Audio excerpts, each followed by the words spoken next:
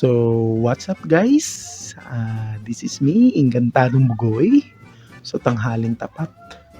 Ngayon maglalaban ako ng gagamba. So, ito yung ipapakita ko sa inyo yung ilalaban ko. So, ito yung unang gagambang ilalaban ko. Ito siya guys. So, ipopost ko muna. Guys, ang unang gagambang ilalaban ko. Yan. So, one winner na to. Ito yung gagambang nilaban ko sa kulay itim na matandang gagamba ko. So, yun, natalo yung itim. So, ito yung nakatalo. Yan. 1 week pa lang to guys. 1 week pa lang yan. So, one winner na yan, gagambang talahib. So, ang susunod guys na ilalaban ko. So, kunin ko lang ha.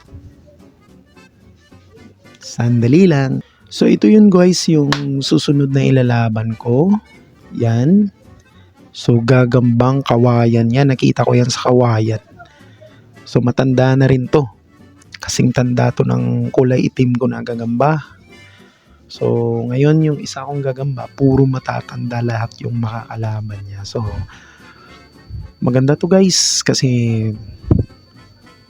kondisyon na kondisyon yan. So, alam ko pag nagharap silang dalawa, siguradong isa lang talaga yung matitira. Patayan talaga to guys. Kaya, ito na. Kukunin ko lang yung kalaban ha. So, guys, ito na. Gagambang talahib. Ito yung gagambang talahib. At ito yung gagambang kawayan. So, sana bigay sila ng magandang laban guys. Dahil nasisiguro ko magandang laban talaga to guys. So, ayan na, magasing laki lang yan. Kaya lang matanda lang yung kawayan. Ito na guys. Yun sabi ko na eh. Magandang laban nila eh. Yan. Di talaga magbibitawan yan. Hanggang pa sa ilalim mo. Tingnan nyo. Yun. Grabing labanan. Yan. Ala, parang dihado yung yung gagambang kawayan Oh, grabe. Wala na guys. Parang napatay na yung kawayan Grabe, hanip talaga tong gagambang talahib na to. Kasi may rason din naman eh. Kasi matanda na eh. Matanda na kasi sila. So, yan hanggang sa ilalim guys. Grabing labanan. So, kinagat sa paa yung gagambang kawayan. Grabe yung talahib, gagambang talahib guys.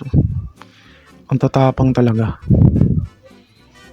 So, matapang din naman yung gagambang kawayan. Kaya lang, grabe ninangat-ngat. Matapang din naman yung gagambang kawayan. Kaya lang hindi siya nakaporma sa gagambang talahib. Kasi mas advantage kasi pag ng bago yung gagamba. Kasi pag matanda na yung gagamba, hindi na masyadong makalaban eh. Makalaban din, pero advantage talaga pag bago yung gagamba. Yan binilutan. Gandang laban guys, pero wala na talaga. Grabe. Tingnan nyo, binilutan. Hanggang sa ilalim yung labanan eh. Grabe guys. So, yun lang guys. Sana nag-enjoy kayo ng spider fight na vlog ko.